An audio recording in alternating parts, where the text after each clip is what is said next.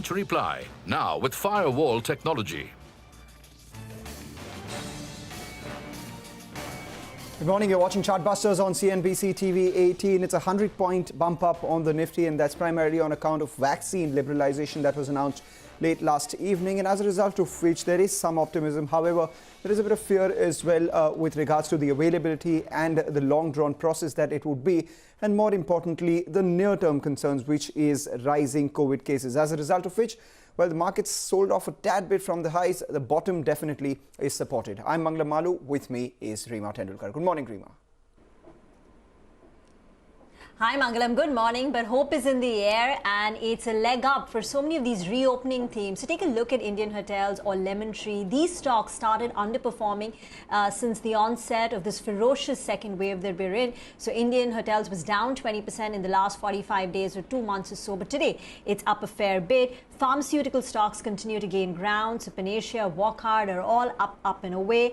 And the big mover today outside of the index is ICICI Prudential, as growth has turned around for the company and Street is expecting strong growth numbers from them. So ICICI Pru is now a 500 rupee stock. Nomura has upgraded it to a target price of 560. They now have a buy rating in the stock. Kotak Mahindra Bank's Kotak Institutional Equities target price on ICICI Pru is 660. So that is clearly a big mover. So as we speak, it's 100 points on the Nifty with the midcaps outperforming and the advanced decline ratio holding strongly. Let's invite Rahul Mohinder and get in a few technical trading ideas then on the show. Rahul, morning. We've slipped from the top of the trading session, but still holding firmly in the green. What is the advice on the index? Morning, Reema. I think, the market is definitely a bit shaky. And when I say shaky, we're likely to continue to see kind of range-bound price action and probably a bit negative considering, we kind of threatened that 14,300 level as well.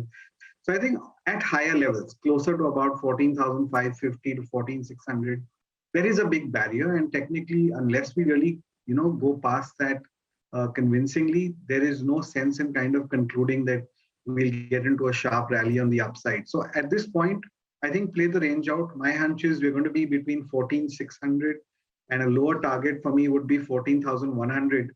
So I'll continue to be looking at those lower levels for the April series at least. Play the range out indeed, Rahul. I was looking at a couple of options, and more so because tomorrow is a holiday. Day after will be the weekly options expiry. So this is the penultimate day.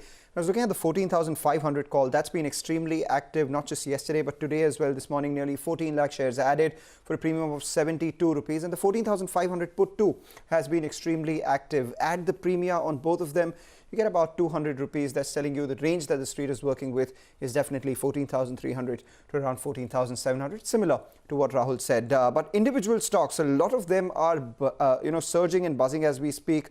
Tata Consumer, Titan, we have all of them surging. You have any individual stock picks for us? Yeah, I've got 3 buy picks and 1 sell. So let's start with my buys. The first one is SBI Life, that is. We've seen the stock struggling to get past 920, 925 over the past few days. And today it's definitely going past it. It's challenged those levels at least. And I think we'll kind of set course for at least a 950 short-term target. So I'd buy SBI Life, keeping a stop loss at 912.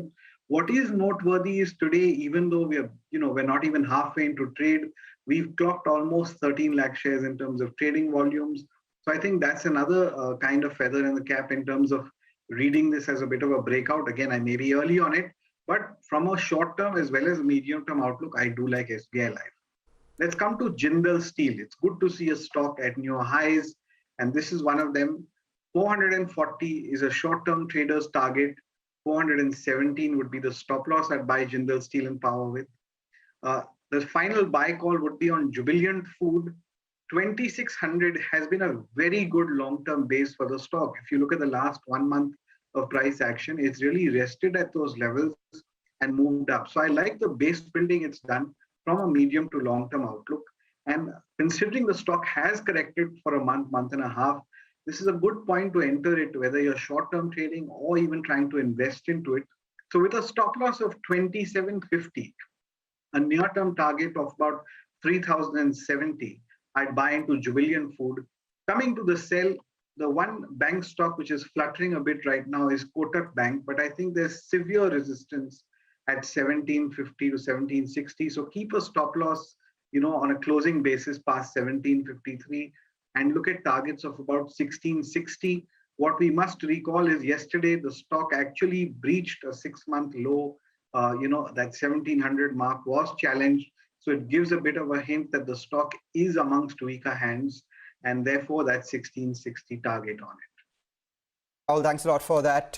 3 buys and a sell from Rahul's side. His disclosure is up for you on the screen. But let's talk about the news of all of last evening and perhaps the next few months as well. Amid a rapid surge in COVID infections, the government has expanded the vaccination drive with every person above the age of 18 eligible for vaccine or to be vaccinated from the 1st of May. Dr. Reddy's laboratory will, of course, import the RDIF Sputnik V initially before manufacturing them locally. Earlier, we spoke with G.V. Prasad, the co-chairman and MD of the company, who said that they will determine the vaccine price with the government as domestic manufacturers come in. Listen in. We are doing our best to accelerate the import. We hope to get products launched in this quarter itself. We have worked out the cold chain. We have the logistics in place. We have the pharmacovigilance, all the safety features that we need to do in place. So the logistics part is taken care of. We are talking to RDIF to accelerate the shipments here. And of course, the imported vaccine will all be private market. So we will go to corporates, offer them the option. Each of the manufacturer is in a different stage of tech transfer, scale up, validation of the manufacturing process. But we hope that in the second quarter itself, we will have Indian manufactured vaccines available, at least from 1 or 2 players. The Russian organization has a uniform price of $10 across the world. So when it comes in, it will be priced at the same price that this product is offered anywhere else in the world. So for the imported product, it is $10. As we go forward, as domestic manufacture comes in, I think we will have to figure out, along with the government, what the pricing should be. So we are hoping it will be a little lower than the imported price. We haven't figured that out yet between the private market, between the public market. But we will not profiteer out of this. And I think $10 will be the max, I think. Remdesivir was the main product which was in short supply. Favipiravir, I think, is still available, and there's not that much demand for Favipiravir. Only now we are starting to see some Favipiravir demand because Remdesivir is in short supply. These are the only 2 antivirals available. So naturally, there is a rush towards administering these products. And I also feel that people are using more Remdesivir than we anticipated based on the guidelines. There is a gap in the market. And this is really bothering all of us, and we're doing our best to improve the supply. And the good news is that from next week onwards, we will have a good amount of supplies of this product. And in the next few weeks, we shouldn't have a shortage. That's Dr. Reddy's on the Remdesivir shortage, on the timelines and the pricing of when Sputnik is likely to come to India. And of course, the big story is that the vaccination drive will be expanded to all adults from 1st of May. We'll slip into a short break on that note. On the other side, Stuffcraft is